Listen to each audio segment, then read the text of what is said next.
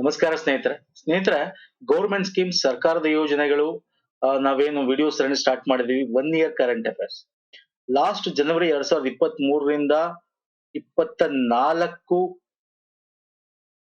March ತನಕ. Okay, so ಇದು part 2. ಇವತ್ತು ನಾವು ಪ್ರಮುಖವಾದ ಒಂದಷ್ಟು ಸ್ಕೀಮ್ಸ್ ಬಗ್ಗೆ ಡಿಸ್ಕಸ್ ಮಾಡ್ತೇನೆ.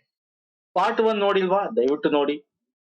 ಪಾರ್ಟ್ 1 ಡಿಸ್ಕ್ರಿಪ್ಷನ್ ಬಾಕ್ಸ್ ಅಲ್ಲಿ ಲಿಂಕ್ ಕೊಟ್ಟಿರ್ತೀನಿ. ಹಾಗೆ ನಾವು 2022 ರಿಂದ 23 ಸುದ್ದಿಯಲ್ಲಿರ್ತಕ್ಕಂತ ಕರೆಂಟ್ ಅಫೇರ್ ಕೂಡ ಮಾಡಿದ್ವಿ, ಅದಕ್ಕೆ ಸಪರೇಟ್ ಪ್ಲೇ ಲಿಸ್ಟ್ ಇದೆ. ಸೊ ಅದನ್ನು ಕೂಡ ಕೊಟ್ಟಿರ್ತೀನಿ. ಯಾಕೆ ಅಂತಂದ್ರೆ ನಿಮಗೆ 2 ಇಯರ್ಸ್ ಕರೆಂಟ್ ಅಫೇರ್ಸ್ ರಿಲೇಟೆಡ್ ಕೇಳ್ತಾರೆ, KS ಆಗಿರ್ಬೋದು, ಎನಿ ಎಕ್ಸಾಮ್ಸ್. ಸೊ ನಮ್ಮ ಟೆಲಿಗ್ರಾಮ್ ಮತ್ತೆ ಇನ್ಸ್ಟಾಗ್ರಾಮ್ ಫಾಲೋ ಮಾಡಿಲ್ಲ ಮಾಡ್ಕೊಳ್ಳಿ, ಇದ್ರ PDF ನಮ್ಮ ಟೆಲಿಗ್ರಾಮ್ ಅಲ್ಲಿ ಶೇರ್ ಮಾಡ್ತೀವಿ. ಇವತ್ತು ನಾನು ತಗೋತಾ ಇರೋದು ತುಂಬಾ ಇಂಪಾರ್ಟೆಂಟ್ ಆಗಿರ್ತಕ್ಕಂತ ಒಂದು ಸಚಿವಾಲಯದ ಸ್ಕೀಮ್ಗಳು. ಯಾವುದು? ಪರಿಸರ, ಅರಣ್ಯ ಮತ್ತು ಹವಾಮಾನ ಬದಲಾವಣೆ ಸಚಿವಾಲಯ. Okay, ministry of forest and climate change. So very important. ನಿಮ್ಗೆ ಗೊತ್ತಿದೆ, ಎನ್ವೈರನ್ಮೆಂಟ್ ರಿಲೇಟೆಡ್ ಎಲ್ಲ ಎಕ್ಸಾಮ್ ಅಲ್ಲಿ ಕೇಳ್ತಾನೆ. ಸ್ಕೀಮ್ಸ್ ಕೇಳ್ಬೋದು, ಸಿಂಪಲ್ ಕ್ವಶನ್ಸ್. ಎನಿ ಎಕ್ಸಾಮ್ಸ್ ನೀವು ಗ್ರೂಪ್ ಸಿ, ಗ್ರೂಪ್ ಡಿ ಇಂದ ಹಿಡಿದು ನಿಮಗೆ ಗ್ರೂಪ್ ಎ ತನಕನೂ ಕೂಡ ಎಕ್ಸಾಮ್ಸ್ ನ ಕೇಳ್ತಾ ಹೋಗ್ತಾನೆ. ಸೊ ಈ ಸಚಿವಾಲಯದಲ್ಲಿ ಸುದ್ದಿಯಲ್ಲಿ ಇರತಕ್ಕಂಥ ಪ್ರಮುಖವಾದ ಸ್ಕೀಮ್ಸ್ ಗಳಲ್ಲಿ this is the new scheme. 2023 ರಿಂದ ಲಾಂಚ್ ಆಗುತ್ತೆ. 23, 22 ನಮಗೆ ಬಜೆಟ್ ಅಲ್ಲೂ ಕೂಡ ಮೆನ್ಷನ್ ಮಾಡಿರ್ತಾರೆ ಇದನ್ನು. ಯಾವ್ದದು? ಮಿಷ್ಟಿ ಸ್ಕೀಮ್ ಅಂತ. ಏನ್ ಹೇಳಿ? ಮಿಷ್ಟಿ ಸ್ಕೀಮ್ ಅಂತ. Mangrove initiative for sure line habitats and tangible incomes. ಅಂದ್ರೆ ಮ್ಯಾಂಗ್ರೂವ್ಗಳ ಸಂರಕ್ಷಣೆ ಮಾಡೋದ್ರಿಂದ ನಿಮಗೆ ಒಂದು ಆವಾಸ ಸ್ಥಾನಗಳು ಆದಂಗಾಗತ್ತೆ. ಇದರಿಂದ ನಿಮ್ಗೆ ಇನ್ಕಮ್ ಬರ್ಬೇಕು, ಟ್ಯಾಂಜಿಯಬಲ್ ಇನ್ಕಮ್ ಅಂತ ಹೇಳ್ತಾರೆ. ಆದಾಯ ಕೂಡ ಬರಬೇಕು, ಎನ್ವೈರನ್ಮೆಂಟ್ ಅಲ್ಲೂ ಕೂಡ ಪ್ರೊಟೆಕ್ಷನ್ ಆಗ್ಬೇಕು. ಸೊ ಎಲ್ಲನೂ ಒಂದು ಅಂದ್ರೆ ನಮ್ಮ ಶೋರ್ ಲೈನ್ ಹ್ಯಾಬಿಟೇಟ್ಸ್ ಅಂದ್ರೆ ಸಾಗರದ ಒಂದು ಕರಾವಳಿ ತೀರದಲ್ಲಿ ಆವಾಸ ಸ್ಥಾನಗಳನ್ನ ಅಭಿವೃದ್ಧಿ ಮಾಡ್ಬೇಕು. ಗೊತ್ತಿದೆ ಕರಾವಳಿ ಎಲ್ಲ ಹೆಂಗೆ ನಿಮ್ಗೆ ಏನಾಗ್ತಾ ಇದೆ, ಕಡಲ ಕೊರತೆ ಆಗ್ತಾ ಇದೆ. ಸೊ ಇವೆಲ್ಲ ತಡಿಬೇಕು. ಓಕೆ, ಮಣ್ಣಿನ ಸಂರಕ್ಷಣೆ ಮಾಡಬೇಕು. ಸೊ ಎಲ್ಲ ಕಂಪ್ರೆನ್ಸಿವ್ ಸ್ಕೀಮ್ ಅನ್ನೋದು, ಅದಕ್ಕೆ ಮಿಷ್ಟಿ ಸ್ಕೀಮ್. ಮ್ಯಾಂಗ್ರೂವ್ ಇನಿಷಿಯೇಟಿವ್ ಒಂದ್ಸಲ ಫುಲ್ ಫಾರ್ಮ್ ಕೇಳಿದ್ದಾನೆ ಇದನ್ನ. Okay, world environment day celebration ಏನಾಗಿದೆ? 5th June. ಅವತ್ತು ಇದ್ರ ಬಗ್ಗೆ revive the country's wetland mangroves ಅಂತಕ್ಕಂತ ಒಂದು ಈ ಸ್ಕೀಮ್ ಬಗ್ಗೆ ಮಾತಾಡ್ತಾ ಹೋಗ್ತಾರೆ. ಎಕ್ಸಾಮ್ ಪರ್ಸ್ಪೆಕ್ಟಿವ್ ಇಂದ world environment day 5th June very important. ಇದೊಂದು ಕೇಂದ್ರ ವಲಯದ ಯೋಜನೆ. ಯಾವಾಗ? 2023 ಪ್ರಾರಂಭವಾದ ವರ್ಷ. ಎಲ್ಲಿ ತನಕ ಇದನ್ನ ಇಂಪ್ಲಿಮೆಂಟ್ ಮಾಡ್ಬೇಕು ಅನ್ಕೊಂಡಿದ್ರೆ 23-24 ಸಾಲರಿಂದ 27-28 ಅವಧಿ ತನಕ. ಕರಾವಳಿ ತೀರ, ಉಪ್ಪಿನ ಭೂಮಿ, ಸಾಲ್ಟ್ ಪ್ಯಾನ್ ಆಫ್ ಇಂಡಿಯಾ ಅಂತ ಏನ್ ಕರಿತೀವಿ. ಸೊ ಅಲ್ಲಿ ಮ್ಯಾಂಗ್ರೂವ್ ಗಳನ್ನ ಅಭಿವೃದ್ಧಿ ಮಾಡಬೇಕು ಮತ್ತು ಸಂರಕ್ಷಣೆ ಮಾಡಬೇಕು. So that is the main agenda, ಉದ್ದೇಶ, ಅಬ್ಜೆಕ್ಟಿವ್. ಓಕೆ, ಸೊ ಭಾರತದ ಕರಾವಳಿ ತೀರದಲ್ಲಿ ಇರ್ತಕ್ಕಂಥ ಮ್ಯಾಂಗ್ರೂವ್ ಗಳನ್ನ ಸಂರಕ್ಷಣೆ ಮಾಡಬೇಕು. ಏನಿದೆ ಸೈಲೆಂಟ್ ಫೀಚರ್ಸ್? ಓಕೆ, ಪ್ರಮುಖ ಉದ್ದೇಶಗಳು, ಇದರಲ್ಲಿ ಅಂಶಗಳು ಏನೇನಿದೆ? ಭಾರತದ 11 ರಾಜ್ಯಗಳು, ಕರಾವಳಿ ತೀರಗಳ ರಾಜ್ಯಗಳಲ್ಲಿ ಮತ್ತು 2 ಕೇಂದ್ರಾಡಳಿತ ಪ್ರದೇಶಗಳಲ್ಲಿ 540 ಚದರ ಕಿಲೋಮೀಟರ್ ಮ್ಯಾಂಗ್ರೂವ್ ಆವಾಸ ಸ್ಥಾನ ಅಭಿವೃದ್ಧಿ ಮಾಡ್ತಕ್ಕಂಥ ಗುರಿ ಹೊಂದಿದೆ. ಸರಿ, ಇದಕ್ಕೆ ಸೆಂಟ್ರಲ್ ಸೆಕ್ಟರ್ ಸ್ಕೀಮ್ ಅಂದ್ರೆ ಹೌದು. ದುಡ್ಡು ಹೆಂಗ್ ಕೊಡ್ತಾರೆ, ಹೆಂಗ್ ಮಾಡ್ತಾರೆ ಇದನ್ನ? ಕ್ಯಾಂಪಾ ಫಂಡ್ ಇದೆ. ಏನ್ CAMPA fund? Compensatory afforestation fund management and planning authority ಅಂತ. ಪರಿಹಾರ ಅರಣ್ಯೀಕರಣ ನಿಧಿ ನಿಮ್ಗೆ ಗೊತ್ತಿದೆಯಲ್ಲ. ಈಗ ಎಲ್ಲರೂ ಒಂದು ಲ್ಯಾಂಡ್ ನ ಅವರು ಬೇರೆ ಒಂದು ಉದ್ದೇಶಕ್ಕೆ ಬಳಸ್ಕೊಂಡ್ರೆ ಫಾರೆಸ್ಟ್ ಲ್ಯಾಂಡ್, ಅದಕ್ಕೆ ಸಂಬಂಧಪಟ್ಟಂತೆ ಅವರು ಬೇರೆ ಕಡೆ ಆಲ್ಟರ್ನೇಟಿವ್ ಫಾರೆಸ್ಟ್ ಬೆಳೆಸ್ಬೇಕು, ಕಾಡುಗಳನ್ನ ಬೆಳೆಸ್ಬೇಕು. ಇಲ್ಲಾಂದ್ರೆ ಅದಕ್ಕೊಂದು ದುಡ್ಡು ಕೊಡ್ಬೇಕು, ಅದಕ್ಕೆ ಖರ್ಚಾಗುತ್ತೆ, ಅಷ್ಟು ದುಡ್ಡು ಕೊಡ್ಬೇಕು. ಆ ಒಂದು ನಿಧಿ ಕೂಡ ಇರುತ್ತೆ, ಕ್ಯಾಂಪಾ ಫಂಡ್ ಅಂತ. ಸೊ ಆ ಫಂಡ್ ಅಲ್ಲಿ ಇರ್ತಕ್ಕಂಥ ದುಡ್ಡು ಜೊತೆಗೆ ಎಂ ಜಿ ನರೇಗಾ ಗೊತ್ತಿಲ್ಲ, ಮಹಾತ್ಮ ಗಾಂಧಿ ರಾಷ್ಟ್ರೀಯ ಆರೋಗ್ಯ ಉದ್ಯೋಗ ಖಾತ್ರಿ, ಇದ್ರ ಅಡಿಯಲ್ಲೂ ಕೂಡ ಮ್ಯಾಂಗ್ರೋವ್ ಗಳನ್ನ ಬೆಳೆಸ್ಬೇಕು. ಅವ್ರಿಗೆ ಮ್ಯಾಂಗ್ರೋವ್ ಅರಣ್ಯಗಳ ಸಸಿಗಳನ್ನ ನೆಟ್ಟಕ್ಕಂತ ಒಂದು ಕೆಲಸ ಕೊಟ್ಟು ಅವ್ರಿಗೆ ದುಡ್ಡು ಕೊಡ್ತಕ್ಕಂಥದ್ದು. ಅರ್ಥ ಆಗ್ತಿದೆಯಲ್ಲ? ಇದರಿಂದ ಮಾಡ್ತಾ ಇದ್ದಾರೆ. ಸೊ ಇದು ವೆರಿ ಇಂಪಾರ್ಟೆಂಟ್. ಇದು ನಾವು COP27 ಅಲ್ಲೂ ಕೂಡ ಭಾರತ ಇದ್ರ ಬಗ್ಗೆ ಮಾತಾಡುತ್ತೆ. ಮ್ಯಾಂಗ್ರೋವ್ ಅಲಯನ್ಸ್ ಫಾರ್ ಕ್ಲೈಮೇಟ್ ಅಂತಾನೆ ಒಂದು ಮಾಡ್ಕೋತಾರೆ COP27 ಅಲ್ಲಿ. ಅರ್ಥ ಆಗ್ತಿದೆಯಲ್ಲ? So very important. COP27 28 ಆಗಿದೆ. ಓಕೆ 29 ಇವೆಲ್ಲ ವೆರಿ ಇಂಪಾರ್ಟೆಂಟ್ ಆಗುತ್ತೆ. ಫೈನ್. ಇದರಿಂದ ಏನಾಗುತ್ತೆ, ಜೈವಿಕ ವೈವಿಧ್ಯತೆ ಮತ್ತೆ ಇಂಗಾಲದ ಸಂಗ್ರಹಗಳು ಕೂಡ ಕಾರ್ಬನ್ ಸಿಕ್ವಟೈಸೇಷನ್, ಇಂಗಾಲದ ಕೊಳ್ಳ ಅಂತ ಕರಿತೀವಿ. ಮತ್ತೆ ಇದನ್ನ ನಾವು ಮ್ಯಾಂಗ್ರೋವ್ಗಳು ನಿಮ್ಗೆ ಗೊತ್ತಿರುತ್ತೆ ಹೆಂಗ್ ಕಾಣುತ್ತೆ ಅಂತ. ಇದರಲ್ಲಿ ನೀವು ಎಕೋ ಟೂರಿಸಂ ಕೂಡ ಮಾಡಬಹುದು, ಎಕೋ ಟೂರಿಸಂ ಅಭಿವೃದ್ಧಿಪಡಿಸಬಹುದು, ಅಲ್ಲಿ ನಾವು ಇನ್ಕಮ್ ಜನರೇಟ್ ಮಾಡಬಹುದು. ಸೊ ಇವೆಲ್ಲ ಕೂಡ ಇದ್ರಲ್ಲಿ ಬರುತ್ತೆ. ಇನ್ ಮ್ಯಾಂಗ್ರೋವ್ ಯಾಕೆ ಮಾಡ್ಬೇಕು, ವೆರಿ ಇಂಪಾರ್ಟೆಂಟ್. ಮ್ಯಾಂಗ್ರೋವ್ ಎಲ್ಲಿ ಬೆಳೆಯುತ್ತೆ, tropical and sub tropical region ಅಲ್ಲಿ ಬೆಳೆಯುತ್ತೆ. ಉಷ್ಣವಲಯ ಮತ್ತು ಉಪ ಉಷ್ಣವಲಯದ ಮಧ್ಯಂತರ ಪ್ರದೇಶಗಳಲ್ಲಿ ನಮಗೆ ಉಪ್ಪು ಸಹಿಷ್ಣ ಸಸ್ಯಗಳಾಗಿರ್ತಕ್ಕಂಥದ್ದು, ಸಾಲ್ಟ್ ಟಾಲರೆನ್ಸ್ ಒಂದು ಸಸ್ಯಗಳು ಇವು. ಹವಾಮಾನ ಬದಲಾವಣೆ ಭದ್ರಕೋಟೆ, ಹವಾಮಾನ ಬದಲಾವಣೆ ಏನಾಗುತ್ತೆ ಅದನ್ನ ತಡೆಯುತ್ತೆ. ಬಿರುಗಾಳಿ, ಉಷ್ಣವಲಯದ ಬಿರುಗಾಳಿ ಆಗಿರ್ಬೋದು, ಮತ್ತೆ ಏನು ಸುನಾಮಿಗಳಂತದ್ದಾಗಿರ್ಬೋದು. ಸೊ ಇಂಥದ್ದೆಲ್ಲ ಕರಾವಳಿ ತೀರದಲ್ಲಿ ರಕ್ಷಣೆ ಮಾಡುತ್ತೆ. ನಮ್ಮ 7500 ಕಿಲೋಮೀಟರ್ ಕರಾವಳಿ ತೀರ ಭಾರತ ಹೊಂದಿದೆ, ಇನ್ಕ್ಲೂಡಿಂಗ್ ಐಲ್ಯಾಂಡ್ಸ್. ಮತ್ತೆ ಪ್ರಬಲ ಇಂಗಾಲದ ತಾಣಗಳು ಅಲ್ವಾ. ಮ್ಯಾಂಗ್ರೋವ್ ಬೇರೆದಕ್ಕೆ ಹೋಲಿಸ್ಕೊಂಡ್ರೆ 4-5 ಪಟ್ಟು ಹೆಚ್ಚಿನ ಒಂದು ದಕ್ಷತೆ ಇದೆ ಇದರಲ್ಲಿ. ಅಂದ್ರೆ ಬೇರೆದ್ರಲ್ಲಿ ಇಂಗಾಲದ ಪ್ರಮಾಣ, ಇಂಗಾಲದ ಕೊಳ್ಳ ಅಂತ ಏನ್ ಕರಿತೀವಿ, ಇಂಗಾಲ ಹೀರುವಿಕೆ ಏನಿದೆ, ಇದ್ರೆ ಇದಕ್ಕೆ ಕಂಪೇರ್ ಮಾಡಿದ್ರೆ ಬೇರೆದಕ್ಕಿಂತ ಇದು 4-5 ಪಟ್ಟು ಜಾಸ್ತಿ ಇದೆ. Okay, state of world mangroves 2022 ಅಂಕಿಅಂಶಗಳಲ್ಲಿ ಇದು ಹೇಳುತ್ತೆ. ಹಾಗಾಗಿ this is very important for carbon sequestration ಅಥವಾ ಕಾರ್ಬನ್ ಕೊಳ್ಳ ಅಂತ ಏನ್ ಕರಿತೀವಿ. ಮತ್ತೆ ವಿಪತ್ತು ಅಪಾಯ ಕಡಿತ, ಹೌದಲ್ವಾ. ಇದೇನ್ ಮಾಡುತ್ತೆ, ಮ್ಯಾಂಗ್ರೋವ್ ಭೂಮಿಯ ಒಂದು ಕೆಸರು ಭೂಮಿಯನ್ನ ರಕ್ಷಣೆ ಮಾಡುತ್ತೆ, ಕರಾವಳಿ ತೀರನ ರಕ್ಷಣೆ ಮಾಡುತ್ತೆ, ಚಂಡಮಾರುತಗಳನ್ನ ಆಗ್ತಕ್ಕಂಥದ್ದನ್ನ ರಕ್ಷಣೆ ಮಾಡುತ್ತೆ, ಕಡಲ ಕೊರೆತನ ರಕ್ಷಣೆ ಮಾಡುತ್ತೆ. ಸೊ ಇವೆಲ್ಲ ಮ್ಯಾಂಗ್ರೋವ್ ಇರೋ ಪ್ರಯೋಜನಗಳು ತುಂಬಾ ಇವೆ. ಫೈನ್. ಸೊ ನೆಕ್ಸ್ಟ್ ಬರ್ತೇನೆ, this is very important scheme ಆಗಿತ್ತು. ನ್ಯಾಷನಲ್ ಕ್ಲೀನ್ ಏರ್ ಪ್ರೋಗ್ರಾಮ್ ಈಗ ಯಾಕೆ ಸುದ್ದಿಯಲ್ಲಿತ್ತು, according to recent release study most major cities in the country have fallen significantly behind 2024. ನಾವು 2000 ಇದು ನ್ಯಾಷನಲ್ ಕ್ಲೀನ್ ಏರ್ ಪ್ರೋಗ್ರಾಮ್ ಅಂತ ಏನಿದೆಯಲ್ಲ ಸ್ನೇಹಿತರೆ, 2019ರಲ್ಲಿ ಪರಿಸರ, ಅರಣ್ಯ ಮತ್ತು ಹವಾಮಾನ ಸಚಿವಾಲಯ ಸ್ಥಾಪನೆ ಮಾಡಿರುತ್ತೆ. ಉದ್ದೇಶ ಏನು, 2024ರ ಹೊತ್ತಿಗೆ, ಈ ವರ್ಷದ ಹೊತ್ತಿಗೆ ಪರ್ಟಿಕ್ಯುಲರೇಟ್ ಮ್ಯಾಟರ್ ಅಂತ ಏನ್ ಕರಿತೀವಿ 2.5 and 10 ಕಣಗಳೇನಿದೆ, ಇದನ್ನ ನಾವು 20-30%, 2017 ಬೇಸ್ ಇಯರ್ ಇಲ್ಲಿ ಕಂಪೇರ್ ಮಾಡಿದ್ರೆ 2024 ಅಷ್ಟರಲ್ಲಿ ಈ ಇಯರ್ ಅಲ್ಲಿ ಏನಿತ್ತು ಅದಕ್ಕಿಂತ 20-30% ಪರ್ಟಿಕ್ಯುಲೇಟ್ ಮ್ಯಾಟರ್ 2.5 and 10 ಅನ್ನ ಕಮ್ಮಿ ಮಾಡಬೇಕು ಕಣಗಳು. ಓಕೆ, ಸೊ ವೆರಿ ಇಂಪಾರ್ಟೆಂಟ್ ಇದು. ಆದ್ರೆ ಇವಾಗ 2024 ಇದೀವಿ, ನಾವು ಏನ್ ಅಚೀವ್ ಮಾಡ್ಬೇಕಾದ್ರೆ ಇನ್ನೂ ಅಚೀವ್ ಮಾಡಕ್ಕಾಗಿಲ್ಲ. ಸೊ ಏನಿದೆ ನ್ಯಾಷನಲ್ ಎಲ್ಲಾ ಕಡೆನ ಅಲ್ಲ, ನಮ್ಮ ಒಂದು 2011-15ವರೆಗೆ ಏರ್ ಕ್ವಾಲಿಟಿ ಇಂಡೆಕ್ಸ್ ಕಂಡಕ್ಟ್ ಮಾಡಿರ್ತಾರೆ. ಇದ್ರ ಬಗ್ಗೆ ಎಲ್ಲ ಕರೆಂಟ್ ಅಫೇರ್ ಮಾಡಿದೀನಿ. ಏರ್ ಕ್ವಾಲಿಟಿ ಇಂಡೆಕ್ಸ್ ಅದು ಏನೇನ್ ಕನ್ಸಿಡರ್ ಮಾಡ್ತಾರೆ, ಸೊ ಇವೆಲ್ಲ ಗೊತ್ತಿರಬೇಕು. ಯಾವ್ದು ಇದರ ಅಡಿಯಲ್ಲಿ ಬರುತ್ತೆ ಎಲ್ಲ ಗೊತ್ತಿರಬೇಕು. ಇವೆಲ್ಲ ಕರೆಂಟ್ ಅಫೇರ್ ಅಲ್ಲಿ ಇದೆ. ಮತ್ತೆ ನಮ್ಮ KS ಕರೆಂಟ್ ಅಫೇರ್ ಏನ್ ಮಾಡ್ತಾ ಇದೀವಿ ಅಲ್ಲೂ ಕೂಡ ಡಿಸ್ಕಸ್ ಮಾಡಿದೀನಿ. ಇಲ್ಲಿ 2011-15ರಲ್ಲಿ ಏನು 132 ನಗರ ಅತ್ಯಂತ ಕಲುಷಿತ ನಗರ ಏರ್ ಕ್ವಾಲಿಟಿ ಇಂಡೆಕ್ಸ್ ಅಡಿಯಲ್ಲಿ ಏನಾಗಿದೆ, ಆ ನಗರಗಳಲ್ಲಿ ಮಾನದಂಡವಾಗಿಟ್ಕೊಂಡು ಆ ನಗರಗಳನ್ನ ಕಲುಷಿತ ಕ್ಲೀನ್ ಏರ್ ಪ್ರೋಗ್ರಾಮ್ ಆಗಿ ಮಾಡಬೇಕು ಅಂತ ಹೇಳಿ ಇದು ಮಿಷನ್ 2019 ಪ್ರಾರಂಭ ಮಾಡಿದೆ. ಓಕೆ, ಇದು ಒಂದು ಪಬ್ಲಿಕ್ ಪ್ರೈವೇಟ್ ಪಾರ್ಟ್ನರ್ಶಿಪ್ ಆಗಿರ್ಬೋದು. ಸೊ ಆ ಒಂದು ವತಿಯಿಂದ ಬೇರೆ ಬೇರೆ ನಮ್ಮಲ್ಲಿರ್ತಕ್ಕಂಥ ಎನ್ವೈರನ್ಮೆಂಟ್ ಇನ್ಸ್ಟಿಟ್ಯೂಟ್ ವತಿಯಿಂದ ಇದನ್ನ ಮಾನಿಟರಿಂಗ್ ಮಾಡ್ತಕ್ಕಂಥದ್ದು. ಎಲ್ಲೆಲ್ಲಿ ಏನೇನು ತೊಂದರೆಗಳಿದೆ ಅದನ್ನ ರೆಕ್ಟಿಫೈ. ಈಗ ಫಾರ್ ಎಕ್ಸಾಂಪಲ್ ಯಾವ್ದಾದ್ರು ಒಂದು ಸಿಟಿಲಿ ಜಾಸ್ತಿ ಇದೆ, ಕ್ವಾಲಿಟಿ ಇಂಡೆಕ್ಸ್ ಕಮ್ಮಿ ಇದೆ, ಕ್ಲೀನ್ ಇಲ್ಲ ಅಂತಂದಾಗ ಅಲ್ಲಿ ಏನಕ್ಕೆ ಆ ಒಂದು ವ್ಯವಸ್ಥೆ ಆಗಿದೆ ಅದನ್ನ ಹೆಂಗ್ ಸುಧಾರಿಸ್ಬೇಕು. ಫಾರ್ ಎಕ್ಸಾಂಪಲ್ ಕೈಗಾರಿಕೆಯಿಂದ ಆಗ್ತಿದ್ಯಾ, ವಾಹನದಿಂದ ಆಗ್ತಾ ಇದೆಯಾ, ಸೊ ಅದ್ರ ಬಗ್ಗೆ ಜಾಗೃತಿ ಮೂಡಿಸೋದು. ಓಕೆ, ಅದಕ್ಕೆ ಬೇಕಾಗಿರ್ತಕ್ಕಂಥ ಕ್ರಿಯಾಯೋಜನೆಗಳನ್ನ ಸಿದ್ಧಪಡಿಸೋದು. ಸೊ ಈ ತರ ಒಂದಷ್ಟು ಪ್ರೋಗ್ರಾಮ್ಗಳನ್ನ ಹಮ್ಮಿಕೊಂಡು ನಮ್ಮ ಈ ಸಿಟಿ ಅಂತ ಏನ್ 132 ಸಿಟಿಗಳು ಭಾರತದಲ್ಲಿ ಅತ್ಯಂತ ಕಲುಷಿತ ನಗರಗಳಾಗಿ ಗುರುತಿಸಲ್ಪಟ್ಟಿವೆ, ಸೊ ಅಲ್ಲಿ ಇದನ್ನ ಸಾಧಿಸ್ಬೇಕು ಅಂತ ಮಾಡಿದ್ವು. ಅರ್ಥ ಆಗ್ತಿದೆಯಲ್ಲ. ಸೊ ಆದ್ರೆ ಇವಾಗ ಏನಿದೆ 2024 ಏನ್ ನಾವು ಒಟ್ಟು ಗುರಿ ಇತ್ತು, ಈ ಗುರಿ ಅಚೀವ್ ಮಾಡಕ್ ಆಗಿಲ್ಲ. Okay, still we are behind. So ಇದು ಗೊತ್ತಿರ್ಬೇಕು. ಇದು ಫಂಡ್ ಹೆಂಗ್ ಕೊಡ್ತಾರೆ ಏನೋ ಇವೆಲ್ಲ ತುಂಬಾ ಡೀಟೇಲ್ ಬೇಕಾಗಿಲ್ಲ, ಏನಿಲ್ಲ. ಇದು ಆ ಒಂದು ಸಿಟಿಲಿ ಹೆಂಗೆ ಮಾನಿಟರಿಂಗ್ ಮಾಡ್ತಾ ಇದಾರೆ.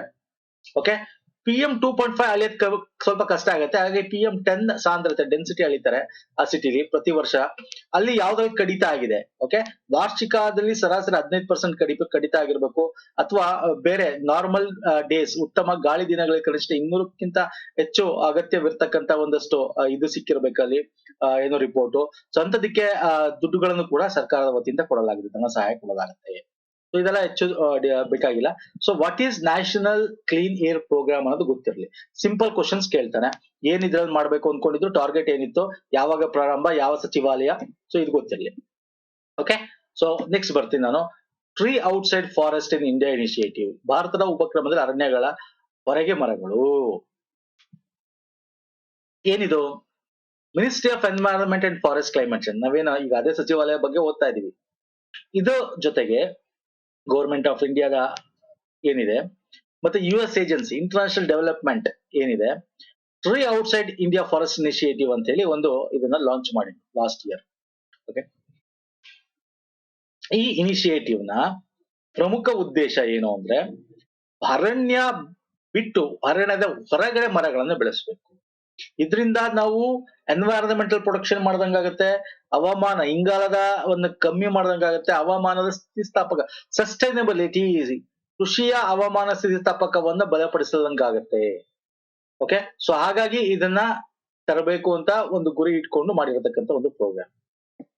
ಇಲ್ಲಿ ಯಾರ್ ಬೇಕಾದ್ರೂ ಬೆಳಿಬಹುದು ಸರ್. ನೀವು ರೈತರಾಗಿರ್ಬೋದು, ಕಂಪನಿಗಳು, ಫಾರ್ಮರ್ ಪ್ರೊಡ್ಯೂಸಿಂಗ್ ಕಂಪನೀಸ್ ಅಂತ ಹೇಳ್ತೀವಿ, ಖಾಸಗಿ ಸಂಸ್ಥೆಗಳು, ಅಗ್ರಿಕಲ್ಚರ್ ಯಾವ್ದಾರ ಸಂಬಂಧಪಟ್ಟಂತ ಆಗಿರ್ಬೋದು, ಯಾವ್ದಾರು. ಒಟ್ಟು 28 ಲಕ್ಷ ಹೆಕ್ಟೇರ್ ಸಾಂಪ್ರದಾಯಿಕ ಅರಣ್ಯಗಳ ಹೊರಗೆ ಮರಗಳನ್ನ ಬೆಳೆಸಬೇಕು. ಅಂದ್ರೆ 28 ಲಕ್ಷ ಹೆಕ್ಟೇರ್ ಅಷ್ಟು ನಾವು ಔಟ್ಸೈಡ್ ದಟ್ ಫಾರೆಸ್ಟ್, ಅಂದ್ರೆ ಫಾರೆಸ್ಟ್ ಬಿಟ್ಟು ಹೊರಗಡೆ ಇಷ್ಟು ಲಕ್ಷ ಹೆಕ್ಟೇರ್ಗಳಲ್ಲಿ ಮರಗಳನ್ನ ಬೆಳೆಸಬೇಕು ಅಂತಕ್ಕಂಥದ್ದು ಇದರ ಉದ್ದೇಶವಾಗಿತ್ತು. ಓಕೆ, ಇದನ್ನ centre for international forest research ಮತ್ತೆ ವರ್ಲ್ಡ್ ಆಗ್ರೋ ಫಾರೆಸ್ಟರಿ ನೇತೃತ್ವದಲ್ಲಿ ಇದನ್ನ ಕಾರ್ಯಗತಗೊಳಿಸಲಾಗ್ತಾ ಇದೆ. ಓಕೆ, ಸೊ ವೆರಿ ಇಂಪಾರ್ಟೆಂಟ್ ಇದು. ಹೆಚ್ಚಾಗಿ ಇದನ್ನ ಫಸ್ಟ್ ಸ್ಟಾರ್ಟಿಂಗ್ 7 ರಾಜ್ಯಗಳಲ್ಲಿ ಇದನ್ನ ಜಾರಿಗೊಳಿಸಲಾಗ್ತಾ ಇದೆ. ಆಂಧ್ರ ಪ್ರದೇಶ, ಅಸ್ಸಾಂ, ಹರಿಯಾಣ, ಒಡಿಶಾ, ರಾಜಸ್ಥಾನ್, ತಮಿಳುನಾಡು ಮತ್ತು Uttar Pradesh first as A pilot project ಆಗಿ. ಆಮೇಲೆ ಬೇರೆ ಬೇರೆ ರಾಜ್ಯಗಳಲ್ಲೂ ಕೂಡ ಇದನ್ನ ಇಂಪ್ಲಿಮೆಂಟ್ ಮಾಡ್ತೀವಿ. ಸೊ ಇದರಿಂದ ಏನ್ ಪ್ರಯೋಜನ ಸರ್? ಯಾರು ಬೇಕಾದ್ರೂ ಬಂದು ಬೆಳಿಬಹುದು ಅಂದ್ರೇನು? ಇನ್ಸೆಂಟಿವ್ ಸಿಗುತ್ತೆ. ಅದಕ್ಕೆ ಎಲ್ಲ ಹೊಸ ಸ್ಕೀಮ್ ಮಾಡಿರೋದವರು. ಏನ್ ಹೊಸ ಸ್ಕೀಮ್ ಮಾಡಿದ್ರು? ಇನ್ಸೆಂಟಿವ್, ಗ್ರೀನ್ ಕ್ರೆಡಿಟ್ ಅಂತ ಮಾಡೋದು. ಮುಂದೆ ತಿಳಿಸ್ತೀನಿ, ನಾನು ಗ್ರೀನ್ ಕ್ರೆಡಿಟ್ ಬಗ್ಗೆನೂ ಓದ್ತೀನಿ, ಮುಂದೆ ಬರುತ್ತೆ. Okay, fine. ಇನ್ನೊಂದೇನು, ಹೊರಗಡೆ ಮರಗಳು, ಬೇರೆ ರೀತಿಯಾದ ಮರಗಳು ಬೆಳೆಯೋದ್ರಿಂದ ನಾವು ಬರೀ ಕಾಡಿನ ಮರಗಳು ಬೆಳಿಬೇಕು ಅಂತೇನಲ್ಲ, ವಾಣಿಜ್ಯ ಮರಗಳು ಬೆಳೀಲಿ ಅಂತ ಇದು ಉದ್ದೇಶ. ಬರೀ ಕಾಡಿನ ಮರಗಳು ಬೆಳಿಬೇಕು ಅಂತಲ್ಲ, ವಾಣಿಜ್ಯ ಮರಗಳು ಬೆಳೀಲಿ. ನಿಮ್ಮ ಒಂದು ಭೂಮಿಗಳಲ್ಲೇ ಬೇರೆ ವ್ಯವಸಾಯಕ್ಕಿಂತ ವಾಣಿಜ್ಯ ಮರಗಳನ್ನ ವ್ಯವಸಾಯ ಮಾಡಿ ಆಮೇಲೆ ಕಟಾವ್ ಮಾಡ್ತೀರಾ. ಕಟಾವ್ ಮಾಡಿದ ತಕ್ಷಣ ಇನ್ನೊಂದು 5 ವರ್ಷಕ್ಕೆ ಇನ್ನೊಂದಷ್ಟು ಮರಗಳು ಬೆಳಿತೀರಾ ಅಲ್ವಾ? ವಾಣಿಜ್ಯ ಮರಗಳಂದ್ರೆ ಗೊತ್ತಲ್ಲ, ತೇಗ, ಒನ್ನೆ, ಬೀಟೆ, ಮತ್ತೆ ಶ್ರೀಗಂಧ ಈ ತರ, ಅಥವಾ ಹಣ್ಣಿನ ಮರಗಳು ಈ ತರದ್ದು. ಓಕೆ, ವಾಣಿಜ್ಯ ಬೆಳೆಗಳ ತೋಟಗಾರಿಕಾ ಒಂದು ಮರಗಳು ಅಂತ ಕರಿತೀವಿ ಅದನ್ನು. ಸೊ ಹಾಗಾಗಿ ಅದನ್ನ ಬೆಳೆದು ಬಿಟ್ರೆ ಅದು ಮಾರಾಟ ಮಾಡೋದಿದೆಯಲ್ಲ, ಸಾಕ್ಸೋದಿಲ್ಲ, ಪುನಃ ಪ್ರಾಬ್ಲಮ್ ಅಲ್ವಾ ಸರ್? ಈ ಸರ್ಕಾರಗಳು ಏನ್ ಮಾಡ್ತವೆ, ಇವರೆಲ್ಲ ಹಿಡಿದಾಕ್ಬಿಡ್ತಾರೆ ಇದಕ್ಕೆ ಅಪ್ರೂವಲ್. ಅದಕ್ಕೋಸ್ಕರನೇ ಬೇರೆ ಬೇರೆ ಸ್ಕೀಮ್ ನೋಡಿ, ಇವೆಲ್ಲ ಇಂಟರ್ ಕನೆಕ್ಟೆಡ್. ಅದಕ್ಕೆ ಹೇಳದ್ ನಾನು. ಈಗ ಏನು ಇದು ಉದ್ದೇಶ ಇದ್ರ ಗೊತ್ತಾಯ್ತು ನಿಮ್ಗೆ. ವಾಟ್ ಈಸ್ ಹೊರಗೆ ಮರಗಳು ಬೆಳಬೇಕು, ಈ ಕಟಾವ್ ಮಾಡ್ಬೇಕು, ಸಾಗಣೆ ಮಾಡ್ಬೇಕು, ಏನ್ ಮಾಡೋದು? ಅದಕ್ಕೋಸ್ಕರನೇ India forest wood certification scheme ಅಂತ ಈ ವರ್ಷ ತಂದಿದ್ದಾರೆ. ಏನ್ ಸರ್ ಅದು? India forest wood certification scheme. ಏನಿದು? ಇದು ಥರ್ಡ್ ಪಾರ್ಟಿ ಪ್ರಮಾಣೀಕರಣ ಮಾಡ್ತಕ್ಕಂತ ಒಂದು scheme. Ministry of environment and forest and climate change ಅಡಿಯಲ್ಲಿ ಇದನ್ನ ಮಾಡಲಾಗಿದ್ದಾರೆ. ಉದ್ದೇಶನು ಅರಣ್ಯದ ಹೊರಗಿನ ಮರಗಳ ಸುಸ್ಥಿರ ನಿರ್ವಹಣೆ. ನಿಮ್ಗೆ ಹೇಳಿದ್ರೆ ಫಾರೆಸ್ಟ್ ಜೊತೆಗೆ ಫಾರೆಸ್ಟ್ ಔಟ್ ಸೈಡ್, ನಾವೇನು ಓದ್ವಿ ಈಗ ಲಾಸ್ಟ್ ಸ್ಕೀಮು, ಅದ್ರ ಔಟ್ ಸೈಡ್ ಸಸ್ಟೈನಬಲ್ ಇದನ್ನ ಮಾಡ್ಬೇಕು, ನಿರ್ವಹಣೆ ಮಾಡ್ಬೇಕು. ಸಸ್ಟೈನಬಲ್ ಆಗಿ ಅದನ್ನ ನೋಡ್ಕೊಂಡು ಹೋಗ್ಬೇಕು. ಅಂದ್ರೆ ಬೆಳೆಯೋದು ಒಂದಲ್ಲ, ಅದನ್ನ ಸುಸ್ಥಿರವಾಗಿ ಕಾಪಾಡ್ಕೋಬೇಕು. ಒಂದ್ ಕಡೆ ಕಟಾವ್ ಆಯ್ತು ಅಂದ್ರೆ ಇನ್ನೊಂದ್ಸಲ ಇನ್ನೊಂದ್ ಬೆಳೆ ರೆಡಿ ಇರಬೇಕು. ಅಂದ್ರೆ ಅರಣ್ಯ ತರ ಇರಬೇಕು, ನಿಮ್ಗೆ ಅದರಿಂದ ಉಪಯೋಗನೂ ಆಗ್ಬೇಕು ಆತರ. ಸೊ ಉಪಯೋಗ ಆಗ್ಬೇಕಂದ್ರೆ ತೋಟಗಳು, ನಾ ಹೇಳ್ದೆ, ಮರಗಿನ ಹೊರಗಳ ಸುಸ್ಥಿರದಿರೋ ತೋಟಗಳಲ್ಲಿ ಬೆಳಿತೀರಾ. ಬೆಳೆದಾಯ್ತು, ಸರಪಣಿ ಬೇಕು, ಕಟ್ ಮಾಡ್ತೀನಿ, ಏನ್ ಮಾಡೋದು? ಸಾಗಣೆ ಮಾಡ್ಬೇಕು. ಅದಕ್ಕೆ ಸಾಗಣೆ ಮಾಡ್ಬೇಕು ಅಂದ್ರೆ ಎಲ್ಲಿಂದ ಬಂತು ಏನು ಎಲ್ಲ ಚೆಕಿಂಗ್, ಅದು ಅದಕ್ಕೇನೆ ಒಂದು ಪ್ರಮಾಣೀಕರಣ ಯೋಜನೆ ಅಂತ ತಂದಿರ್ತಕ್ಕಂಥದ್ದು ವುಡ್ ಸರ್ಟಿಫಿಕೇಶನ್ ಸ್ಕೀಮ್ ಅಂತ. ಇದು ಒಂದು ಸರಪಳಿ. ಅಂದ್ರೆ ಒಂದ್ಸಲ ನೀವು ಅದನ್ನ ತಗೊಂಡ್ರೆ ಕಂಪ್ಲೀಟ್ ಎಲ್ಲಿ ಕಟಾವ್, ಎಲ್ಲಿ ಬೆಳೆದಿದ್ದೋದು, ಎಲ್ಲಿ ಕಟಾವ್ ಆಯ್ತು, ಕಟಾವ್ ಮಾಡಿ ಎಲ್ಲಿ ಟ್ರಾನ್ಸ್ಪೋರ್ಟ್ ಆಯ್ತು, ಎಲ್ಲಿಗೆ ಡೆಸ್ಟಿನೇಷನ್ ರೀಚ್ ಆಯ್ತು. ಓಕೆ, ಸೊ ಎಲ್ಲಿಂದ ಎಲ್ಲಿ ತನಕ ಏನಾಯ್ತು ಎಲ್ಲ ಸರಪಳಿ ಇದ್ರ ಒಂದು ಸರ್ಟಿಫಿಕೇಶನ್ ಸ್ಕೀಮ್ ಅಡಿಯೆಲ್ಲ ಬಂದ್ಬಿಡುತ್ತೆ. ಅಂದ್ರೆ ನಿಮ್ಗೆ ಥರ್ಡ್ ಪಾರ್ಟಿ, ಇಲ್ಲಿ ನಿಮ್ಗೆ ಹೋಗಿ ಎನ್ವೈರನ್ಮೆಂಟಲ್ ರಿಲೇಟೆಡ್ ಗೆ ಹೋಗ್ಬೇಕು ಅಂತೇನಿಲ್ಲ. ಎನ್ವೈರನ್ಮೆಂಟಲ್ ರಿಲೇಟೆಡ್ ಈ ಒಂದು ಡಿಪಾರ್ಟ್ಮೆಂಟ್ ಥರ್ಡ್ ಪಾರ್ಟಿ ಪ್ರಮಾಣೀಕರಣ ನೀಡಲು ಒಂದಷ್ಟು ಕಂಪನಿಗಳು ಬಂದ್ರೆ ಅವ್ರಿಗೆ ಒಂದು ಸರ್ಟಿಫಿಕೇಟ್ ಕೊಡ್ತಾರೆ. ಸೊ ನೀವು ನಿಮ್ಮ ಹತ್ರ ಇರತಕ್ಕಂತ ಈ ಥರ್ಡ್ ಪಾರ್ಟಿ ಸರ್ಟಿಫಿಕೇಶನ್ ತಗೊಂಡ್ಬಿಟ್ರೆ ಆಯ್ತು. ಅರ್ಥ ಆಗ್ತಿದೆಯಲ್ಲ? ಏನು ಇದರ ಉದ್ದೇಶ? ದೇಶದಲ್ಲಿ ಸುಸ್ಥಿರ ಅರಣ್ಯ ನಿರ್ವಹಣೆ, ಕೃಷಿ ಅರಣ್ಯ ಉತ್ತೇಜನ ಮಾಡಲು ಸ್ವಯಂ ಪ್ರೇರಿತ ಮೂರನೇ ವ್ಯಕ್ತಿಯ ಪ್ರಮಾಣೀಕರಣ ನೀಡಲು ಈ ಯೋಜನೆ ತಂದಿರತಕ್ಕಂಥದ್ದು. ಅಂದ್ರೆ ಇದೊಂದು ನಿಮಗೆ ಇನ್ನು ಡೀಟೇಲ್ ಆಗಿ ಅರ್ಥ ಆಗುತ್ತೆ ನೋಡಿ. ಈಗ ನೀವು ಕಟಾವು ಮಾಡಿದ್ರಿ, ಅದನ್ನ ಸಾಗಣೆ ಮಾಡ್ಬೇಕು, ಅದೆಲ್ಲ ಹೋಗ್ಬೇಕು, ಈ ರಾಜ್ಯದಿಂದ ಇನ್ನೊಂದು ರಾಜ್ಯಕ್ಕೆ ಹೋಗ್ಬೇಕು, ಅಲ್ಲೆಲ್ಲೋ ಇರುತ್ತೆ ಫ್ಯಾಕ್ಟ್ರಿ, ಏನೋ ಆಗುತ್ತೆ. ಸೊ ಈಗ ನೀವು ಸಾಗಣೆ ಮಾಡ್ಬೇಕು, ಸರ್ಟಿಫಿಕೇಶನ್ ಬೇಕು. ನೀವು ಕಟಾವ್ ಇಂದ ಹಿಡಿದು ಸಾಗಣೆ ತನಕ ಒಂದು ಥರ್ಡ್ ಪಾರ್ಟಿ ಸರ್ಟಿಫಿಕೇಶನ್. ನೀವು ಯಾವುದೇ ಒಂದು ಸಚಿವಾಲಯ ಹೋಗೋ ನೆಸಿಟಿ ಇರಲ್ಲ. ಏನ್ ಮಾಡುತ್ತೆ ಇಲ್ಲಿ ಅದಕ್ಕೆ ಮೂರು ಒಂದು ಜವಾಬ್ದಾರಿ. ಅಂದ್ರೆ ಈಗ ಯಾವುದೋ ಒಂದು ಸಂಸ್ಥೆ, ಖಾಸಗಿ ಸಂಸ್ಥೆಗೆ ಸರ್ಟಿಫೈಡ್ ಮಾಡುವಂತ ಅಧಿಕಾರ ಕೊಡ್ತಕ್ಕಂಥದ್ದು ಯಾರು ಕೊಡ್ತಾರೆ? ಅದಕ್ಕೆ ಇರ್ತಕ್ಕಂಥದ್ದು ನಮ್ಮ ಕ್ವಾಲಿಟಿ ಕೌನ್ಸಿಲ್ ಆಫ್ ಇಂಡಿಯಾ. ಪ್ರಮಾಣೀಕೃತ ಸಂಸ್ಥೆಗಳಿಗೆ ಮಾನ್ಯತೆ ನೀಡುತ್ತೆ ಕ್ವಾಲಿಟಿ ಕೌನ್ಸಿಲ್ ಆಫ್ ಇಂಡಿಯಾ, ಮಾನ್ಯತೆ accreditation. Okay, quality council of ರಾಷ್ಟ್ರ ಮಾನ್ಯತಾ ಮಂಡಳಿ ಅಂತಕ್ಕಂಥದ್ದು. ಇದು ಯಾರಿಗೆ ಈ ಥರ್ಡ್ ಪಾರ್ಟಿ ಸರ್ಟಿಫಿಕೇಶನ್ ಕೊಡ್ಬೋದು. ಸೊ ಆಗ ನೀವು ಬೇರೆಯವರು ಹೋಗಿ ಅವ್ರ ಹತ್ರ ತಗೋಬಹುದು ಡೈರೆಕ್ಟ್ ಆಗಿ. ಇದನ್ನ ನಿರ್ವಹಣೆ ಮಾಡ್ತಕ್ಕಂಥದ್ದು ಯಾರು? Indian institute of forest management, Bhopal. Okay, ಅವರು ಇದನ್ನ ನಿರ್ವಹಣೆ ಮಾಡ್ತಾರೆ. ಅಂದ್ರೆ ಈಗ ಫಾರ್ ಎಕ್ಸಾಂಪಲ್, ಈಗ ನಾನೊಂದು ಕಂಪನಿ ಓಪನ್ ಮಾಡಿದ್ದೇನೆ, ಟ್ರಾನ್ಸ್ಪೋರ್ಟೇಷನ್ ಕಂಪನಿ. ವುಡ್ ನಾನು ಒಂದ್ ಕಡೆ ಟ್ರಾನ್ಸ್ಪೋರ್ಟ್ ಮಾಡ್ತೇನೆ.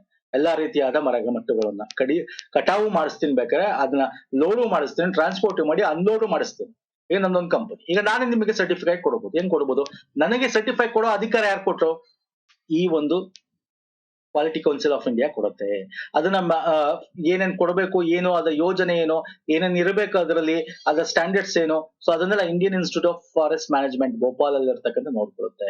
ಇದೆಲ್ಲನೂ ಕೂಡ ಆಗ್ತಕ್ಕಂಥದ್ದು ನೋಡ್ಕೊಳ್ಳೋದು ಯಾವುದು ಅಂದ್ರೆ ಓವರ್ಸೀನ್ ಭಾರತೀಯ ಅರಣ್ಯ ವುಡ್ ಪ್ರಮಾಣೀಕರಣ ಮಂಡಳಿ, Indian forest wood certification council ಅಂತ ಇರುತ್ತೆ.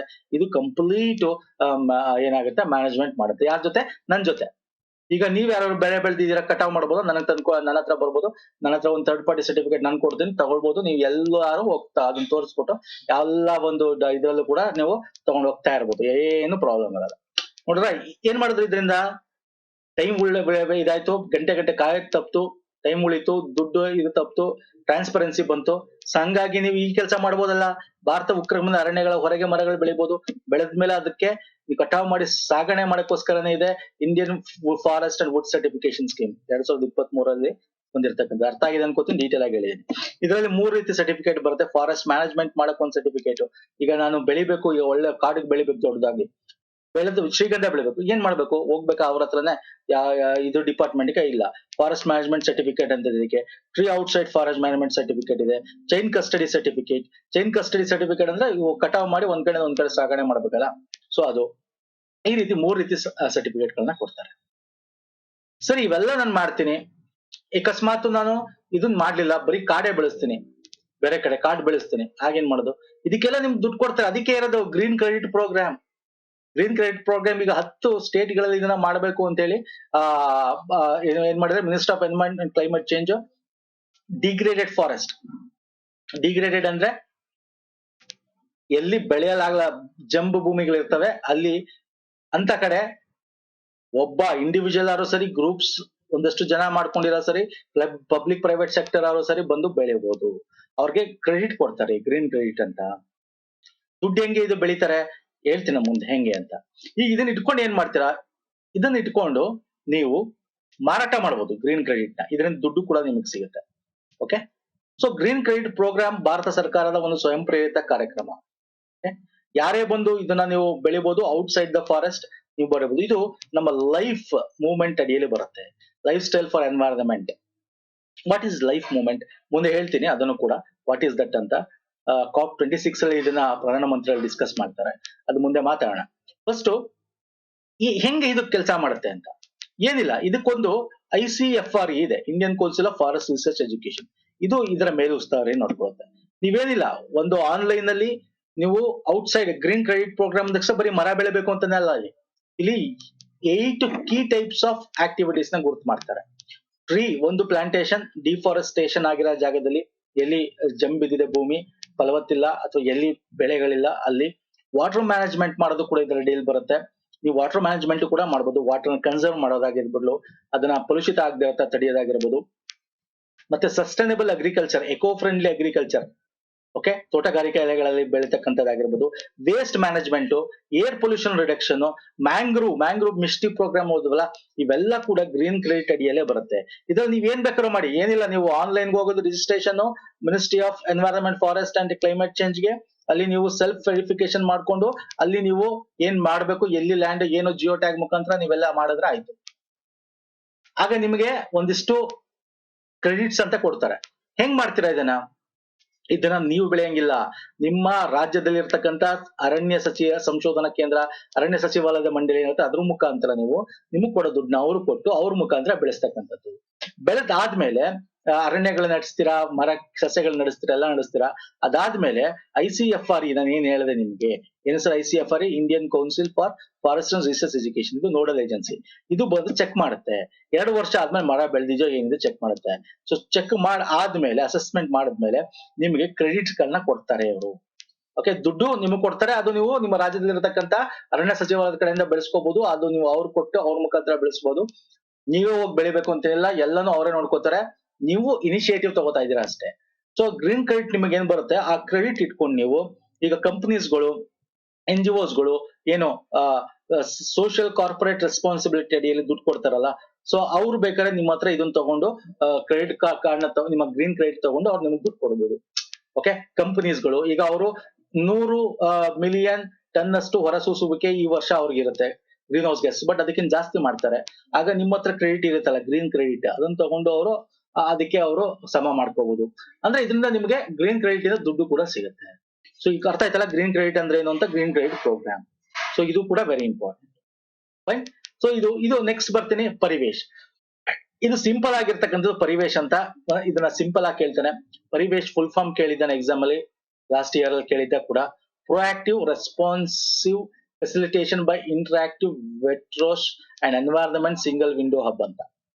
ಇದೇನಿಲ್ಲ ಸರ್, ನಿಮಗೆ ಒಂದು ಅರಣ್ಯ ಒಂದು ಅಡಿಯಲ್ಲಿ ಅಥವಾ ಅಲ್ಲಿ ಸುತ್ತಮುತ್ತ ಏನಾದ್ರೂ ನೀವು ಯಾವ್ದಾದ್ರು ಬಿಸ್ನೆಸ್ ಅಂದ್ರೆ ಒಂದು ಫ್ಯಾಕ್ಟ್ರಿ, ಮತ್ತೊಂದು ಪ್ಲಾಂಟ್ಸ್ ಓಪನ್ ಮಾಡ್ಬೇಕು ಅಂತ ಇಟ್ಕೊಳ್ಳಿ. ಒಂದು ಸಿಂಗಲ್ ಪರಿವೇಶ್ ಅಂತಕ್ಕಂತ ಒಂದು ಪ್ಲಾಟ್ಫಾರ್ಮ್ ಇದೆ, ವೆಬ್ ಆಧಾರಿತ ಒಂದು ಪ್ಲಾಟ್ಫಾರ್ಮ್. ನೀವು ಎಲ್ಲಾ ಒಂದು ಎನ್ವೈರನ್ಮೆಂಟ್ ರಿಲೇಟೆಡ್ ಬೇರೆ ಬೇರೆ ಕಡೆ ಹೋಗಿ ಅಪ್ರೂವಲ್ ತಗೊಳ್ಳೋದ್ ಬದಲು ಇಲ್ಲಿ ಹೋದ್ರೆ ಸಾಕು ನಿಮ್ಗೆ. ಅದು ಕೇಂದ್ರದಲ್ಲಾಗಿರ್ಲಿ, ರಾಜ್ಯ ಜಿಲ್ಲಾ ಮಟ್ಟದಲ್ಲಾಗಿರ್ಲಿ, ಪರಿಸರ ವನ ಮತ್ತೆ ಕರಾವಳಿ ನಿಯಂತ್ರಣ ವಲಯದ ಅನುಮತಿಗಳಾಗಿರ್ಲಿ, ಅರಣ್ಯ ರಿಲೇಟೆಡ್, ಪರಿಸರ ರಿಲೇಟೆಡ್, ವನ್ಯಜೀವಿ ರಿಲೇಟೆಡ್, ಕರಾವಳಿ ರಿಲೇಟೆಡ್, ಕೋಸ್ಟಲ್ ರಿಲೇಟೆಡ್. ಸೊ ಇವೆಲ್ಲ ಪರ್ಮಿಷನ್ ಜಸ್ಟ್ ಒಂದು ಕ್ಲಿಕ್ ಅಡಿಯಲ್ಲಿ ನಿಮಗೆ ಕೊಟ್ಬಿಡ್ತಾರೆ. ನೀವೇನ್ ಮಾಡ್ತಾ ಇದ್ರೆ ಜಿಸ್ ಆಧಾರಿತ ಇರುತ್ತೆ. ಓಕೆ, ನಿಮ್ಮ ಫೋಟೋಗಳು ನೀವು ಜಿಯೋ ಟ್ಯಾಗ್ ಮಾಡಿ ನಿಮ್ಮ ಪ್ಲೇಸ್ದು ಎಲ್ಲ ಮಾಡಿ ಅಪ್ಲೋಡ್ ಮಾಡಿದ ತಕ್ಷಣ ಅಲ್ಲಿ ನೋಡ್ತಾ ಟಕ್ ಅಂತ ಅಲ್ಲೇ ಅಪ್ರೂವ್ ಅಥವಾ ರಿಜೆಕ್ಷನ್ ಎಲ್ಲ ಫಟಾಫಟ್ ಅಂತ ಆಗುತ್ತೆ. ಅಲ್ಲಿಂದ ಇಲ್ಲಿಂದ ಅಲ್ಲಿ ಓಡೋ ನೆಸಿಟಿನೇ ಇರಲ್ಲ. That is called Parivesh platform ಅಂತ ಕರಿತೀವಿ. ಸಿಂಪಲ್ ನೋಡ್ಕೊಳ್ಳಿ, ಇದನ್ನ ಸಿಂಪಲ್ ಆಗಿ ಕೇಳ್ತಾನೆ ಎಕ್ಸಾಮ್ ಅಲ್ಲಿ. Next, environmental information awareness capacity building and livelihood programme, EIACP programme ಅಂತ ಕರಿತೀವಿ. ಆಕ್ಚುಲಿ ಇದು ಫೇಮಸ್, ಇದ್ರ ಹೆಸರು ENVS ಅಂತ 1983 ಅಸ್ತಿತ್ವಕ್ಕೆ ಬಂದಿರ್ತಕ್ಕಂಥ ಎನ್ವೈರನ್ಮೆಂಟ್ ಇನ್ಫಾರ್ಮೇಶನ್ ಸಿಸ್ಟಮ್ ಅಂತ. ಈಗ ಅದನ್ನ ಹೆಸರು ಚೇಂಜ್ ಮಾಡಿದ್ದಾರೆ, ಹಾಗಾಗಿ ಕೇಳುವಂತದ್ದು ಚಾನ್ಸಸ್ ಇರುತ್ತೆ. ಏನಂತ ಹೆಸರು ಚೇಂಜ್ ಮಾಡಿದ್ದಾರೆ, ನಮ್ಮ ಇವಾಗ ಏನೋ ವಿಶ್ವ ಪರಿಸರ ದಿನ ಆಯ್ತಲ್ಲ, ಅವಾಗ ಏನಂತ ಹೆಸರು ಚೇಂಜ್ ಮಾಡಿದ್ದಾರೆ, ENVIS ಅನ್ನ EIACP ಅಂತ ಮಾಡಿದ್ದಾರೆ. ಅಂದ್ರೆ environment information awareness capacity building and livelihood programme ಅಂತ. ಪರಿಸರ ಮಾಹಿತಿ ಜಾಗೃತಿ ಸಾಮರ್ಥ್ಯ ನಿರ್ಮಾಣ ಜೀವನೋಪಾಯ ಕಾರ್ಯಕ್ರಮ ಅಂತ ಮಾಡಿದ್ದಾರೆ. ಸೊ ಹಂಗಾಗಿ ಕೇಳುವಂತ ಚಾನ್ಸಸ್ ಇರುತ್ತೆ. 1983 ಬಂದಿರ್ತ ಪ್ರೋಗ್ರಾಮ್. ಏನ್ ಸರ್ ಇದು ಏನಿಲ್ಲ ಸರ್, ಒಂದು ಈಗ ಎಲ್ಲ ನಾನು ಸಿಂಪಲ್ ಆಗಿ ಹೇಳ್ತೇನೆ ನೋಡಿ. ಈಗ ಭೋಪಾಲ್ ದುರಂತ ಆಯ್ತು, ಗ್ಯಾಸ್ ಅಲ್ವಾ, ಭೋಪಾಲ್ ಗ್ಯಾಸ್ ಆಯ್ತು, ಅಥವಾ ಬೇರೆ ಕಡೆ ಇನ್ನೊಂದು ಯಾವ್ದೋ ಗ್ಯಾಸ್ ಇಂದ ಆಯ್ತು, ವೈಜಾಗ್ ಅಲ್ಲಿ ಆಯ್ತು. ಸೊ ಅದೊಂದೇ ಅಂತಲ್ಲ, ಯಾವ್ದೋ ಪ್ಲಾಂಟ್ ಅಲ್ಲಿ ಏನೋ ಆಯ್ತು. ಓಕೆ, ಒಂದು ನ್ಯೂಕ್ಲಿಯರ್ ರಿಲೇಟೆಡ್ ಏನೋ ಒಂದು ಲೀಕ್ ಆಯ್ತು ಅಂದ್ರೆ ಎನ್ವೈರನ್ಮೆಂಟ್ ರಿಲೇಟೆಡ್ ಇನ್ಫಾರ್ಮೇಶನ್, ಡಿಸಾಸ್ಟರ್ಗಳು ನಿಮ್ಮ ಹತ್ರ ಇನ್ಫಾರ್ಮೇಶನ್ ಇದೆಯಾ, ಅದನ್ನ ಒಂದು ಪ್ಲಾಟ್ಫಾರ್ಮ್, ಈ ಪ್ಲಾಟ್ಫಾರ್ಮ್ ಅಲ್ಲಿ ಶೇರ್ ಮಾಡಿ. ಅದನ್ನೇ ಹೇಳಿದ್ವಿ ENVS ಅಂದ್ರೆ ನೋಡಿ, ಎನ್ವೈರನ್ಮೆಂಟ್ ಇನ್ಫಾರ್ಮೇಶನ್ ಸಿಸ್ಟಮ್. ಎಲ್ಲೆಲ್ಲಿ ಏನಾಯ್ತು, ಭಾರತದ ಇದೊಂದು ಒಂದು ನೋಡಲ್ ಏಜೆನ್ಸಿ ತರ ಇದು. ನಿಮ್ಮ ಹತ್ರ ಇಟ್ಕೊಳ್ಳೋದ್ ಬದಲು ಎಲ್ಲ ಒಂದು ಪ್ಲಾಟ್ಫಾರ್ಮ್ ಅಲ್ಲಿ ಶೇರ್ ಮಾಡಿ. ಇದರಿಂದ ನಾಳೆ ದಿನ ಯಾರು ಏನ್ ಮಾಡ್ತಾರೆ, ಏನು ಅದರಿಂದ ಅವೇರ್ನೆಸ್ ತಗೋಬೇಕು. ಈಗ ಯಾರು ಯಾವ್ದಾರು ಎನ್ವೈರನ್ಮೆಂಟ್ ರಿಸರ್ಚ್ ಅಂಡ್ ಡೆವಲಪ್ಮೆಂಟ್ ಮಾಡ್ತಿರ್ತಾರೆ R&D ರಿಲೇಟೆಡ್, ನಿಮ್ ಇನ್ಫಾರ್ಮೇಶನ್ಸ್ ಗಳು ಅವ್ರಿಗೆ ಹೆಲ್ಪ್ ಆಗುತ್ತೆ. ಸೊ ಏನೇನಾಗಿದೆ, ಯಾವ್ದಾವ್ದು ಕಾರಣದಿಂದ ಆಗಿದೆ, ಅದನ್ನ ಹೆಂಗ್ ಓವರ್ಕಮ್ ಮಾಡಬೇಕು, ಸೊ ಇವೆಲ್ಲ ನಮಗೆ ಒಂದೇ ಪ್ಲಾಟ್ಫಾರ್ಮ್ ಅಲ್ಲಿ ಸಿಗುತ್ತೆ. ಓಕೆ, ಇದು ಅಂದ್ರೆ ಇದು ಯಾವ್ದು ರಿಲೇಟೆಡ್ ಆಗಿರ್ಬೋದು. ಈಗ ಫಾರ್ ಎಕ್ಸಾಂಪಲ್ ಡೆಸರ್ಟಿಫಿಕೇಶನ್ ಆಗಿರ್ಬೋದು, ಒಂದು ಮರುಭೂಮೀಕರಣ. ಅದನ್ನ ತಡೆಗಟ್ಟೋದು ನಿಮ್ಮ ಹತ್ರ ಏನಾರು ಇದೆಯಾ ಅದನ್ನ ಶೇರ್ ಮಾಡಿ. ನೀವೇನಾದ್ರು ಅನುಭವಿಸಿದ್ರೆ ಅದರಿಂದ ಅದನ್ನ ಶೇರ್ ಮಾಡಿ. ಮರುಭೂಮೀಕರಣ ಹೆಂಗಾಯ್ತು, ಯಾಕಾಯ್ತು, ಎತ್ತಾಯ್ತು. ಓಕೆ, ಇನ್ನೆಲ್ಲೋ ಈಗ ಮಧ್ಯ ಹಿಮಾಲಯ ಆಗಿರ್ಬೋದು, ನೀಲಗಿರಿ ಬಯೋ ರಿಸೋರ್ಸ್ ಬಗ್ಗೆ ಅಲ್ಲಿ ಏನಾರು ಆಯ್ತಾ, ಸೊ ಏನಾರು ನೀಲಗಿರೀಸ್ ಬಗ್ಗೆ ಅರಣ್ಯದಲ್ಲಿ ಏನಾರು ನಾಶ, ಸೊ ಅದನ್ನ ಶೇರ್ ಮಾಡಿ. ಸೊ ಇದೊಂದು ಇನ್ಫಾರ್ಮೇಶನ್ ಸಿಸ್ಟಮ್, ಒಂದು ಪ್ಲಾಟ್ಫಾರ್ಮ್ ಅಂತ ಹೇಳೋದು online.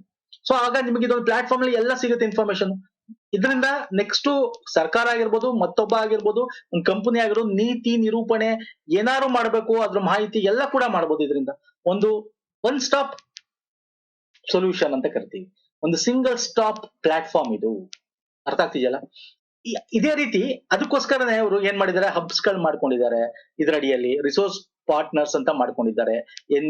ENVS environment information system partners ಗಳು, ಹಬ್ಸ್ ಗಳು ಅಲ್ಲಲ್ಲಿ ಸ್ಟೇಟ್ ಗಳಲ್ಲಿ, ಯೂನಿಯನ್ ಟೆರಿಟರಿ ಮಾಡ್ಕೊಂಡಿದ್ದಾರೆ. ಸೊ ಅಲ್ಲಲ್ಲಿ ಶೇರ್ ಮಾಡಿ ಇಟ್ಕೋಬಹುದು ಅಂತ ಹೇಳಿ. ಸೊ ಅದ್ರ ಪ್ರಕಾರ ಮಾಡ್ಕೋಬಹುದು. ಇದು ಇನ್ಫೋಟ್ರಾ ಅಂತ ಇದೆ, ಇನ್ಫೋಟ್ರಾ ಅಂತ. ಇದಿರ್ತಕ್ಕಂಥದ್ದು United Nation Environment Programme UNEP ಅಡಿಯಲ್ಲಿ ಮಾಡಿರ್ತಕ್ಕಂಥ ಒಂದು ವರ್ಲ್ಡ್ ವೈಡ್ ಮಾಡಿರ್ತಕ್ಕಂಥ ಒಂದು ಪ್ಲಾಟ್ಫಾರ್ಮ್. ಈಗ ಇದು ವರ್ಲ್ಡ್ ವೈಡ್ ಅಲ್ಲಿ ಇದೆ ಅಂದ ತಕ್ಷಣ ನಮ್ಮ ಇಂಡಿಯಾದಲ್ಲಿ ಇದೆಯಲ್ಲ ENVS, ಇದು ಒಂದು ರೀತಿ ರೀಜನಲ್ ಪ್ಲಾಟ್ಫಾರ್ಮ್ ಅಂತ ಹೇಳ್ಬೋದು ನಾವು. ಇವಾಗ ಭಾರತಕ್ಕೆ ಸಂಬಂಧಪಟ್ಟ ಇನ್ಫಾರ್ಮೇಶನ್ ಇಲ್ಲಿ ಸಿಗುತ್ತೆ. Even it is connected to this. So ಇಲ್ಲೋದ್ರೂ ಕೂಡ ನಿಮಗೆ ಇನ್ಫಾರ್ಮೇಶನ್ ಸಿಗುತ್ತೆ. ವರ್ಲ್ಡ್ ವೈಡ್ ಅಲ್ಲಿ ಏನಾಯ್ತು ಎಲ್ಲ ಅಂದ್ರೆ ಇಟ್ ಈಸ್ ಅ ಪ್ಲಾಟ್ಫಾರ್ಮ್ ಅಷ್ಟೇ ಸರ್. ಓಕೆ, ಇದರಿಂದ ನೀವೆಲ್ಲ ಇನ್ಫಾರ್ಮೇಶನ್ ತಗೋಬಹುದು. ಸೊ ಸಿಂಪಲ್ ಆಗಿ ಹೇಳಿದೀನಿ. ಇದ್ರ ಬಗ್ಗೆ ಕೇಳುವಂತ ಚಾನ್ಸಸ್ ಇರುತ್ತೆ. ಏನ್ ಕೇಳಬಹುದು, ಯಾವಾಗ ಸ್ಥಾಪನೆ ಆಯ್ತು, what is the purpose of this, ಮತ್ತೆ ಇದ್ರ ಫುಲ್ ಫಾರ್ಮ್ ಏನು, ಇಂಥದ್ದು ಎಕ್ಸಾಮ್ ಅಲ್ಲಿ ಕೇಳ್ತಾರೆ. ಆಪ್ಷನ್ಸ್ ಅಲ್ಲಿ ಈ ತರ 2-3 ಆಪ್ಷನ್ಸ್ ಕೂಡ ಕೊಡಬಹುದು KS ಲೆವೆಲ್. ಓಕೆ, ಇನ್ನು ಇದು ಕೂಡ ಲೈಫ್ ಅಡಿಯಲ್ಲೇ ಬರುತ್ತೆ. ನಾನ್ ನಿಮಗೆ ಹೇಳಿದೆ ಲೈಫ್ ಅಂದ್ರೆ ಏನು, ಲೈಫ್ ಸ್ಟೈಲ್ ಫಾರ್ ಎನ್ವೈರನ್ಮೆಂಟ್. ನಮ್ಮ ಪ್ರಧಾನಮಂತ್ರಿಗಳು COP26 ನಡೀತಲ್ಲ, ಅವಾಗ ಇದ್ರ ಬಗ್ಗೆ ಮಾತಾಡ್ತಾರೆ. COP26 conference of party.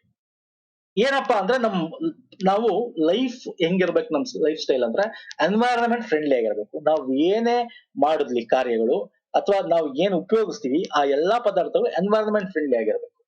ಅಂದ್ರೆ ಗ್ರೀನ್ ಹೌಸ್ ಗ್ಯಾಸಸ್ ಸಂಬಂಧಪಟ್ಟಂತೆ ಅಟ್ಲೀಸ್ಟ್ ಕಮ್ಮಿ ಯಾರು ಮಾಡ್ಕೋಬೇಕು.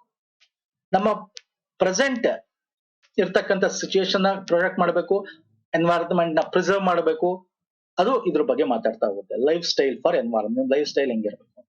ಪ್ರೋ ಪ್ಲಾನೆಟ್ ಪೀಪಲ್ ಅಂತ P3 ಮಾಡೆಲ್ ಬಗ್ಗೆ ಇದು ಹೇಳ್ತಾ ಹೋಗುತ್ತೆ.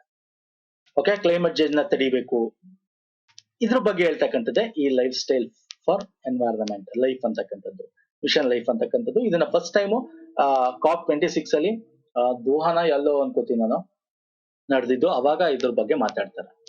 ಓಕೆ, 2022 ಅನ್ಕೋತೀನಿ COP26 ನಡೆದಿದ್ದು. ಓಕೆ, ಒಂದ್ಸಲ ಚೆಕ್ ಮಾಡಿ. ಬಟ್ COP26 ಅದ್ರ ಬಗ್ಗೆ ಗೊತ್ತಿಲ್ಲ. ಸೊ ಇದಿಷ್ಟು ಒಂದು environment and forest and climate change ನ ಸಚಿವಾಲಯದಲ್ಲಿ ಬರ್ತಕ್ಕಂಥ ಸ್ಕೀಮ್ಸ್ ಸ್ನೇಹಿತರೆ. ಇದು ಪಾರ್ಟ್ 2. ಇದು ಪಾರ್ಟ್ 1 ಆಲ್ರೆಡಿ ಮಾಡಿದೀವಿ, ಲಿಂಕ್ ಡಿಸ್ಕ್ರಿಪ್ಷನ್ ಬಾಕ್ಸ್ ಅಲ್ಲಿ ಕೊಟ್ಟಿರ್ತೀನಿ. ಹಾಗೆ ನಾವು ಲಾಸ್ಟ್ ಇಯರ್ ಆಗಿರ್ತಕ್ಕಂಥ 2022ರಿಂದ 23 ಆ ಪ್ಲೇ ಲಿಸ್ಟ್ ಕೊಟ್ಟಿರ್ತೇನೆ. ಅಲ್ಲಿ ಇರ್ತಕ್ಕಂಥ ಸ್ಕೀಮು ಕೂಡ ಒಂದ್ಸಲ ನೋಡ್ಕೊಳ್ಳಿ. ಓಕೆ, ನಮ್ಮ ಟೆಲಿಗ್ರಾಮ್ ಮತ್ತು ಇನ್ಸ್ಟಾಗ್ರಾಮ್ ಫಾಲೋ ಮಾಡ್ಕೊಳ್ಳಿ ಸ್ನೇಹಿತರೆ. ಲಿಂಕ್ ಡಿಸ್ಕ್ರಿಪ್ಷನ್ ಬಾಕ್ಸ್ ಅಲ್ಲಿ ಇದೆ. ನೆಕ್ಸ್ಟ್ ವಿಡಿಯೋಲಿ ಪುನಃ ಬರ್ತೀನಿ ಇನ್ನೊಂದು ಪ್ರಮುಖ ಸಚಿವಾಲಯಗಳನ್ನು ತಗೊಂಡು. ಸೊ ನಾವು ಇಲ್ಲಿ ಮಿನಿಸ್ಟ್ರಿ ಅಡಿಯಲ್ಲಿ ಮಿನಿಸ್ಟ್ರಿ ತಗೊಂಡು ಕ್ಲಿಯರ್ ಮಾಡ್ತಾ ಹೋಗೋಣ ಒಂದೊಂದು ಸ್ಕೀಮು ಅಂತ ಹೇಳ್ತಾ ವಿಡಿಯೋ ಮುಗಿಸ್ತಾ ಇದೀನಿ. ನಮಸ್ಕಾರ, ಧನ್ಯವಾದಗಳು.